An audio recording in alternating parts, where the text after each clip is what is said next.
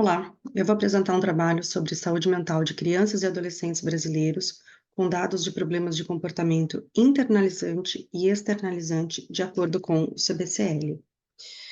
Hoje em dia, a implementação de políticas públicas direcionadas para a saúde mental de crianças e adolescentes é um problema urgente, uma necessidade urgente. Devido à sua alta prevalência, à tendência à cronicidade, à comorbidade substancial, os transtornos mentais são uma das principais causas da carga de doenças em todo o mundo, contribuindo substancialmente para a perda de saúde ao longo da vida, além de estarem associados a problemas de aprendizagem, de convívio social e de interação social de forma geral. As questões de saúde mental manifestam-se muitas vezes por meio de um amplo espectro de problemas de comportamento, sendo que desvios de comportamento indicam prejuízos graves em várias áreas do desenvolvimento e ao longo de toda a vida. Os transtornos mentais acometem uma parcela considerável dos escolares, sejam crianças ou adolescentes. Há um relatório sobre saúde mental de crianças e adolescentes publicados em 2021 pela Unicef.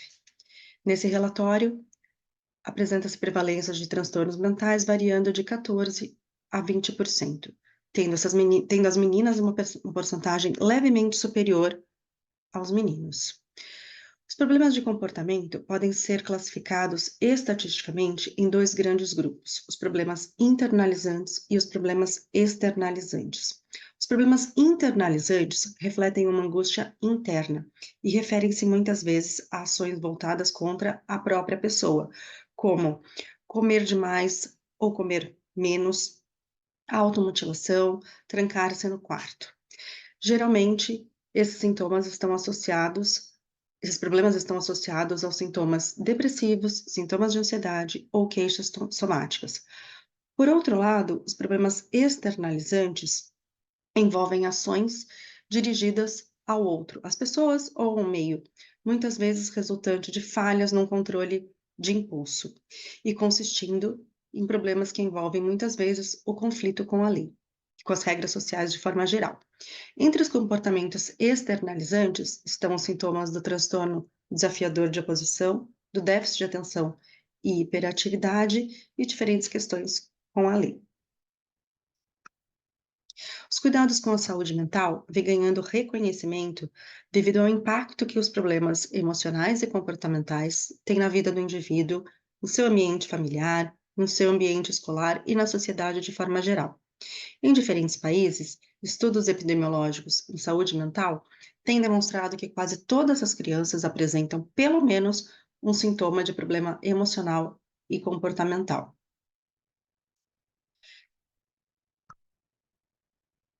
A maioria dos transtornos mentais comuns aparece mais frequentemente a partir da puberdade ou no início da vida adulta.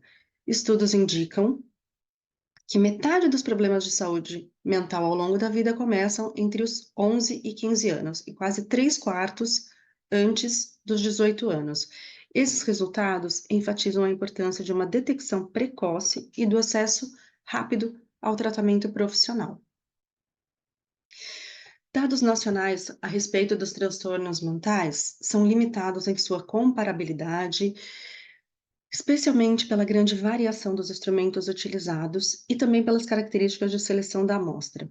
Grande parte das investigações são realizadas em um único centro de referência. Essas limitações reduzem a validade externa dos estudos, em termos de generalização desses dados de prevalência, em diferentes locais de um mesmo país.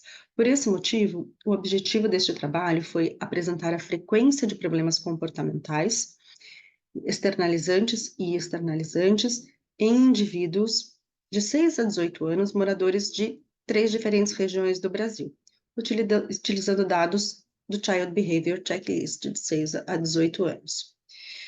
Esse trabalho é um recorte de uma grande pesquisa em rede, intitulada Saúde Mental e Competência, Avaliação, Prevenção e Tratamento, realizada pelo Grupo de Trabalho da Associação Nacional de Pesquisa e Pós-Graduação em Psicologia, a ANPEP.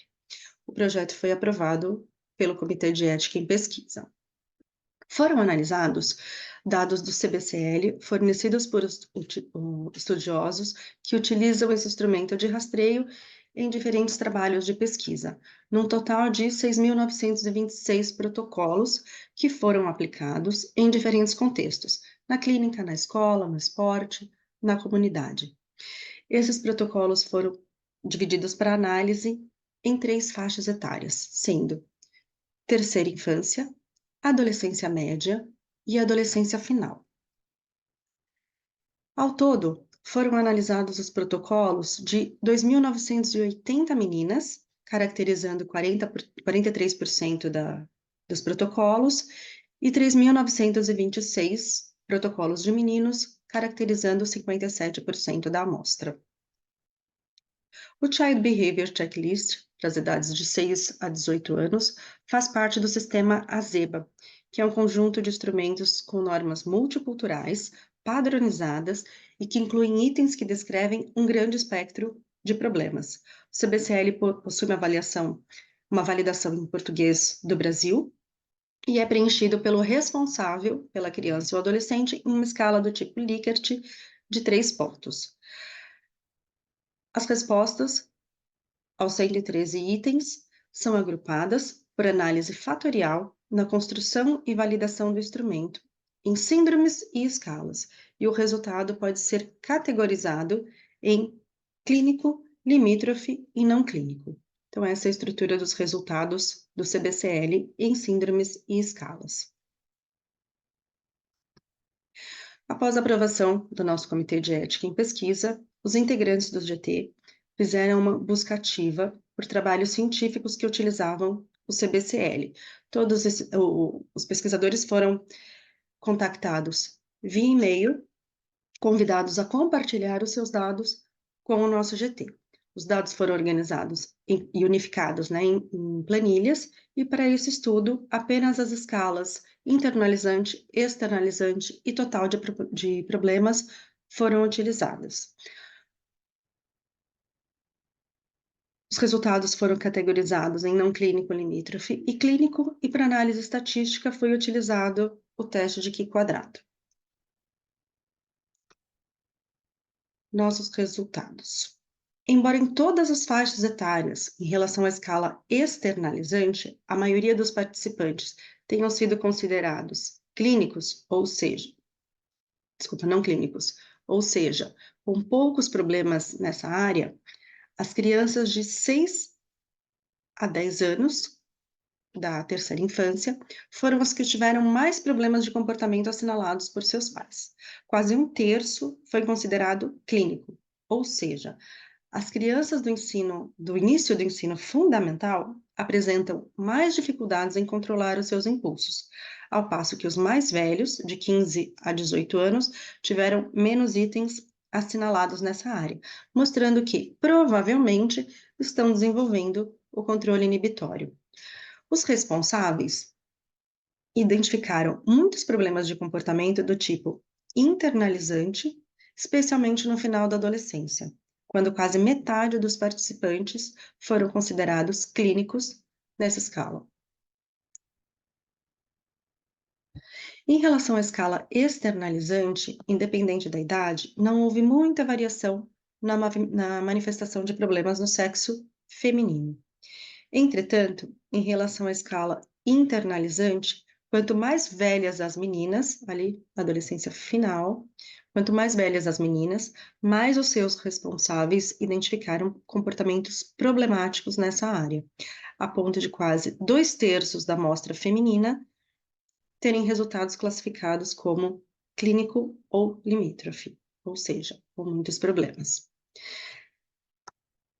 Já em relação ao sexo masculino, observa-se uma diminuição dos comportamentos externalizantes com o passar da idade, mostrando que adolescentes de 15 a 18 anos, adolescência final, provavelmente já desenvolveram um controle inibitório, enquanto os meninos da terceira infância ainda apresentam dificuldades em relação ao controle dos impulsos e ao seguimento de regras, mostrando que as suas funções executivas ainda estão imaturas.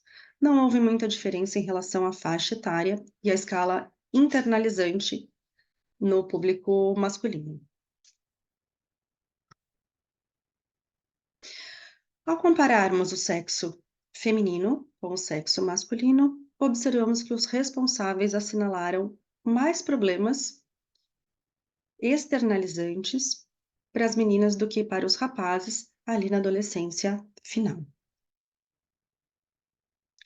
Comparando os sexos, na escala internalizante, agora na escala internalizante, observa-se que os responsáveis identificaram mais meninos na terceira infância na categoria clínica e limítrofe, ou seja, com muitos problemas, do que as meninas, enquanto que na adolescência final, as moças foram identificadas como apresentando mais problemas internalizantes do que os rapazes. Nossas considerações. A maioria dos indivíduos estiveram classificados como não clínicos na escala externalizante, ou seja, apresentando uma pouca presença de problemas comportamentais ou emocionais nessa área. Observou-se que os responsáveis assinalaram que seus filhos apresentaram problemas do tipo internalizante em todas as faixas etárias, que aumentou com o passar da idade. O ponto forte do nosso estudo.